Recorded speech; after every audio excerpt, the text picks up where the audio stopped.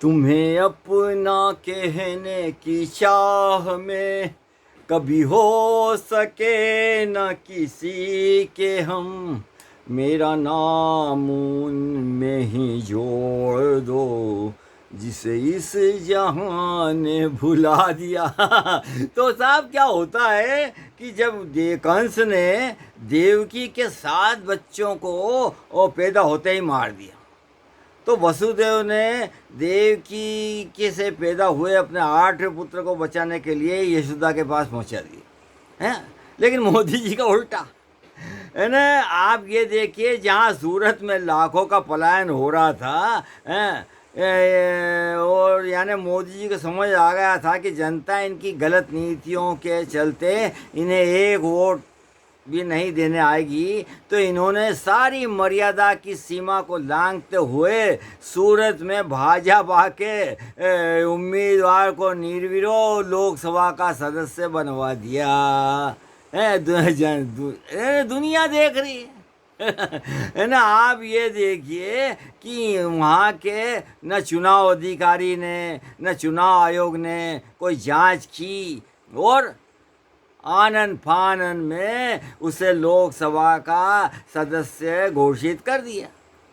और ये सब दुनिया ने देखा है ना। कहने को मोदी जी दुनिया में क्या कहते हैं कि हमारे खून में लोकतंत्र है ना। अमेरिका में जब इंटरव्यू लिया गया था तो साफ बोला था मोदी जी ने कि हमारे खून में लोकतंत्र है, डेमोक्रेसी का पालन करते हैं हम। लेकिन क्या इसके अब इसी के कसीदे पढ़े जाएंगे कि हम लोग सदस्यों को डायरेक्ट भी चुन लेते हैं, है ना। कोई ज़रूरत नहीं है हम यानी खड़ा करते हैं डमी और सबको हटा देते हैं। और जो तो मतलब अब नया पैटर्न मोदी जी ने कायम कर दिया। पहले क्या था अब तक कि चुने गए प्रत्याशी को खरीद कर या अगवा करके सरकार बनाते थे। अब नया पैटर्न डायरेक्ट ही सदस्य चुना जाएगा।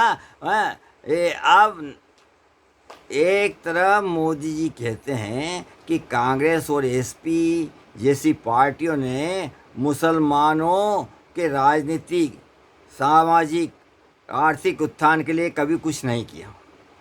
वहीं दूसरी ओर कहते हैं पहले जब इनकी यानी कांग्रेस की सरकार थी तो उन्होंने कहा था कि देश का संपत्ति का पहला अधिकार मुसलमानों का है। यानी चीज भी मेरी पुट भी मेरी और आंटा मेरे बाप का। तो आखिर मोदी जी कहना क्या चाहते हैं? दरअसल पहले फेज के चुनाव से ही साफ हो गया कि जनता इन्हें सत्ता से हटाने का मूड बना चुकी है। तो अब तक ये जुमले से जी सत्ता को जनता को बैला फुसला कर मस्त 10 बार ड्रेस बदल कर 30,000 रुपये किलो वाले मशरूम खाकर मस्त जी रहे थे। और अब उन्हें लग रहा है कि उन्हें भी केजरीवाल जैसे स्वयं को जेल में जाते हुए आगामी जीवन दिखाई दे रहा है उन्हें। और केजरीवाल जी को तो इन्होंने बगैर जुर्म के बंद करवाया था लेकिन इनके जुर्मों सितम की तो लिस्ट बहुत लंबी है और इन्हें जेल की हवा आजान काटना पड़ेगी, है ना। ये बच नहीं सकते हैं क्योंकि जनता के आखिर आप कृष्ण ने भी गीता में कहा है कि आपके कर्मों का फल आपको इसी जन्म में भुगतना पड़ेगा।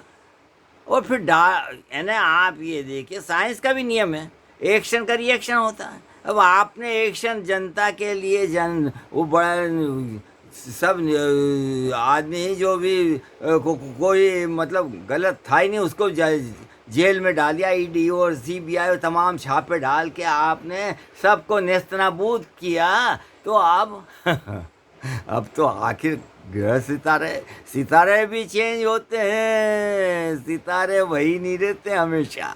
और नहीं जब रहा रूस का जार बाकी तो कैसे रहेगा साला जार बाकी। तो ये कहा गए गाने भी थे और पहले मतलब आप ये देखिए। तो आपको भुगतना पड़ता है, और आज मोदी जी का भुगतने का टाइम आ गया है, और इसलिए उनकी जबान लड़खड़ा रही है हर जगह, वो क्या बोलना चाहते हैं और क्या बोल रहे हैं। तो अब ना इनके जो इनके अंधभक्तों को भी सूझ नहीं पड़ रही कि क्या करना है।